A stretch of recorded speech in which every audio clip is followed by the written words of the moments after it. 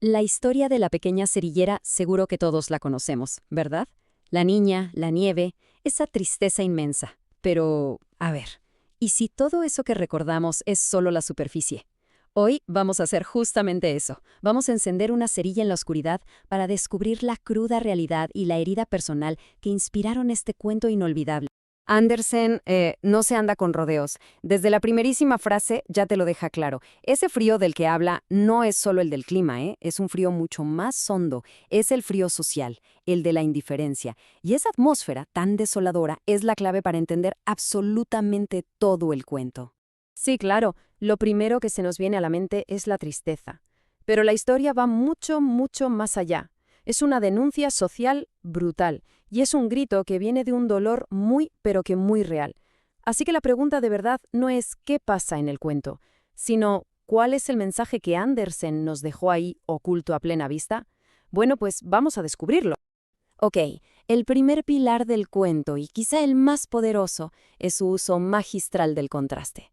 Andersen no se limita a decirnos, miren, esta niña es pobre. No, no, lo que hace es mucho más potente. Te lo estampa en la cara, poniendo su miseria justo al lado de la opulencia más deslumbrante.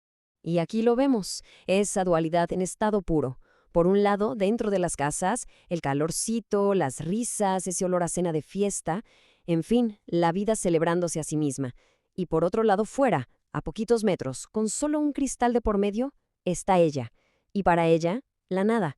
Es el choque de dos universos que existen en la misma ser. Y aquí está la genialidad, el golpe maestro de Andersen. Ojo, porque la niña no muere escondida en un callejón oscuro. ¡Que va! Muere a la vista de todo el mundo. La gente pasa por su lado, felices, celebrando. Y es que literalmente no la ven. El cuento lo que nos está gritando es que, a veces, la peor ceguera es la que nos da en nuestros momentos de más alegría. Ahora, si esto ya es duro de por sí, lo que hace que esta historia sea todavía más desgarradora es su origen. Para entender de verdad la potencia de este cuento, tenemos que mirar a la persona que lo escribió y a la herida que llevaba dentro. El autor, claro, es el gran Hans Christian Andersen. Y para 1845, cuando se publica este cuento, él ya era una estrella, un autor famosísimo. Pero esta historia, esta era otra cosa, era distinta. No era una fantasía más, no, no, esta venía de un lugar muchísimo más oscuro, más personal. Y es que Andersen no tuvo que imaginar esa desesperación. Él la conocía de primera mano. Pero no porque la viviera él directamente, sino porque la había sufrido la persona, quizá, más importante de su vida.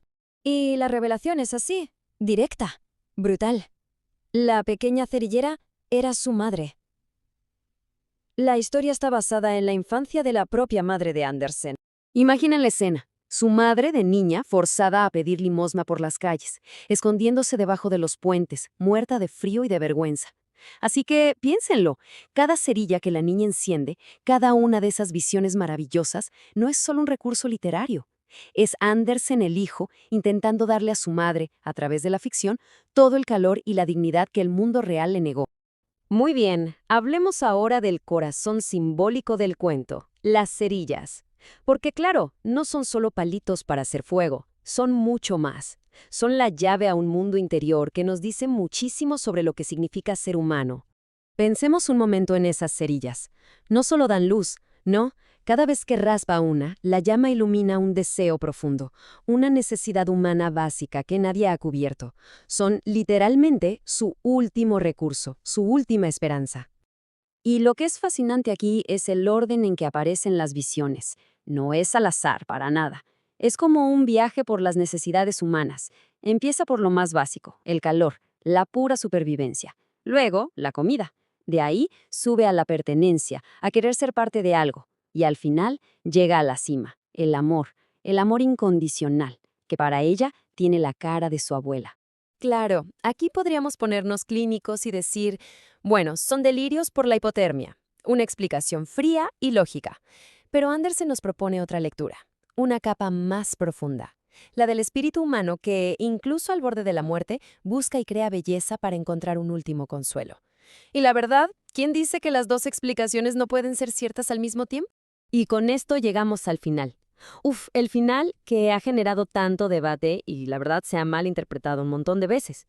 La pregunta ¿Es una tragedia y punto? ¿O hay algo más que se nos escapa? Miren, la clave para entender ese final está en el propio Andersen. Era un hombre muy religioso, y desde su punto de vista la muerte de la niña no era el fin trágico, era una liberación. Para él la niña no muere, sino que asciende con su abuela a un lugar mejor, un cielo donde no hay frío ni hambre. Ojo, esto es crucial. No es un final feliz, ni mucho menos, pero para Andersen era un final piadoso, un final de paz. Y este enfoque choca de frente con, por ejemplo, su contemporáneo Charles Dickens. Pensemos en Cuento de Navidad. Dickens nos da un final feliz, de redención, que nos deja con una sensación cálida. Andersen, en cambio, se niega en rotundo a darnos esa salida fácil.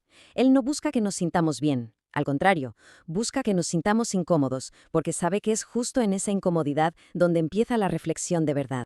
Y ahí está precisamente la genialidad y la increíble vigencia de este cuento. Es que no es una simple historia del siglo XIX, es un espejo que tristemente sigue reflejando nuestra propia indiferencia hoy en día. Y con esto llegamos al meollo de la crítica de Andersen, una crítica que duele por lo actual que es.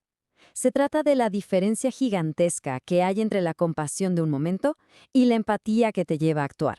Entre decir, qué pena, y hacer algo al respecto. Presten atención a esta frase del cuento. Es clave.